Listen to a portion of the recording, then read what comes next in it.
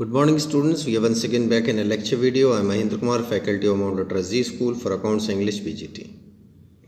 Students, in today's lecture video, we are going to start with chapter number 9 of your book, Footprints Without Feet, and the name of the chapter is Bholi. It's a very interesting story and it's about a girl whose nickname was Bholi and her original name was Sulekha. And how was she treated by her parents and how she uplifted herself and how her teacher helped her to learn and prove her position in the society. Let's read the chapter. From her very childhood, Bholi was neglected at home. Why did her teacher take special interest in her? Did Bholi measure up to her teacher's expectation?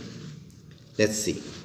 Her name was Sulekha, but since her childhood, everyone has been calling her Bholi, the simpleton, because she was very simple. She was the fourth daughter of the Nambardar Ramlal. So the name of the father was Ramlal and he was Nambardar. जैसे हमारे यहाँ भी पार्षद होते हैं वैसे ward member. When she was 10 months old, she had fallen off the cot.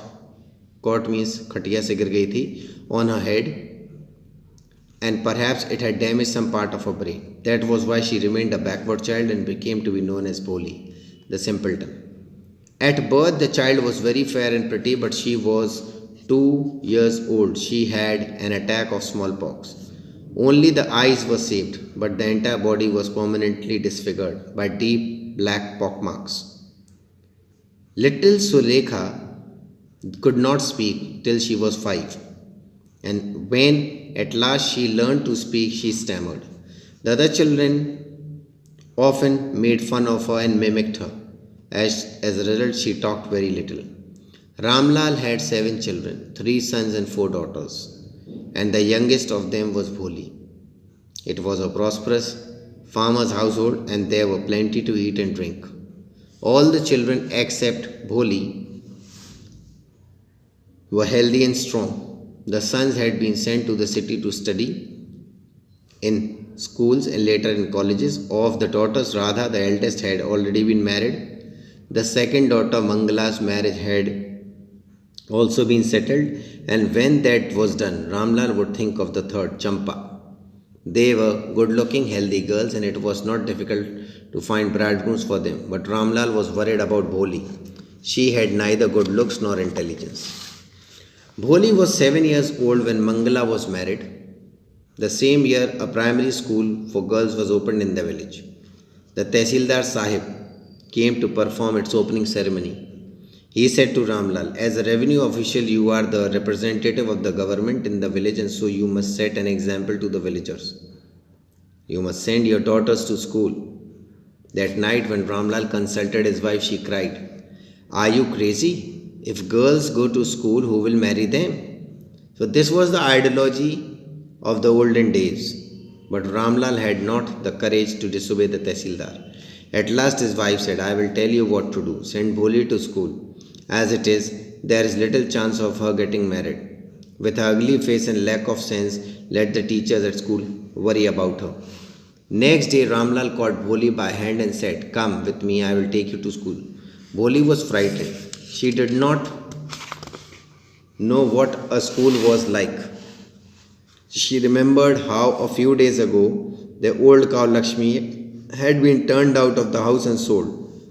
So she was very, very scared. She said, no, no, no, no, no, no. She shouted in terror and pulled her hand away from her father's grip. What's the matter with you, you fool? Shouted Ramlal. I am only taking you to school. Then he told his wife, let her wear some decent clothes today, or else what will the teachers and the other schoolgirls think of us when they see her? New clothes had never been made for Bholi. The old dresses of her sisters passed on to her. No one cared to mend or wash her clothes, but today she was lucky to receive a clean dress, which had shrunk after many washings, and a long fitted champa and no longer fitted champa. ठीक है. She was even bathed and oil was rubbed into her dry and matted hair. Only then she began to believe that she was being taken to a place better than a home. When they reached the school, the children were already in the classrooms. Ramlal handed over his daughter to the headmistress. Left alone, the poor girl looked about her with fear-laden eyes. There were several rooms, and in each room, girls like her squatted on mats, reading from books or writing on slates. The headmistress asked Bholi to sit down in a corner in one of the classrooms. Bholi did not know exactly a school was like and what happened there, but she was glad to find so many girls, almost of her own age, present there. She hoped that one of these girls might become a friend. The lady teacher who was in the class was saying something to the girls, but Bholi could understand nothing. She looked at the pictures on the walls. The colors attracted her, fascinated her. The horse was brown, just like the horse on which the Tehsildar had come to visit the village. The goat was black, like the goat of the neighbor. The parrot was green, like the parrot she had seen in the mango orchard, and the cow was just like the Lakshmi. And suddenly Bholi noticed that the teacher was standing by her side, smiling at her. What's your name, little one? Bholi. She could stammer no further than that. Then she began to cry. Tears flowed from her eyes in a helpless flood. She kept her head down as she sat in her corner, no daring to look up at girls who she knew were still laughing at her. When the school bell rang, all the girls scurried out of the classroom, but Bholi dared not leave her corner. Her head was still lowered. She kept on sobbing. Bholi, the teacher's voice was so soft and soothing. In all her life, she had never been called like that. It touched her heart. Get up, said the teacher. It was not a command, but just a friendly suggestion. Bholi got up. Now tell me your name. Sweat broke out over her whole body. Would her stammering tongue again disgrace her? For the sake of this kind woman, however, she decided to make an effort. She had such a soothing voice, she would not laugh at her. Bholi, she began to stammer. Well done, the teacher encouraged her. Come on, now the full name. Bholi. At last she was able to say it and felt relieved as if it was a great achievement. Well done, the teacher patted her affectionately and said, put the fear out of your heart and you will be able to speak like everyone else. Bholi looked up as if to ask, really?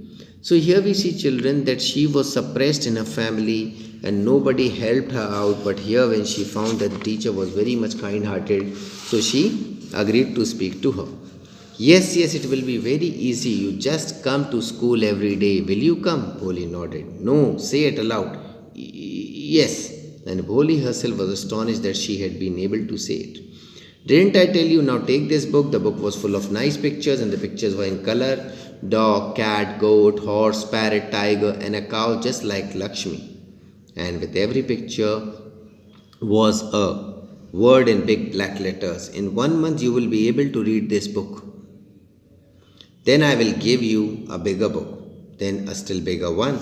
In time you will be more learned than anyone else in the village. Then no one will ever be able to laugh at you. People will listen to you with respect and you will be able to speak without slightest stem. Understand? Now go home and come back early tomorrow morning. Bholi felt as if suddenly all the bells in her village were ringing and the trees in front of the schoolhouse had blossomed into a big red flowers. Her heart throbbing was filled with a new hope and new life. So she was very, very happy.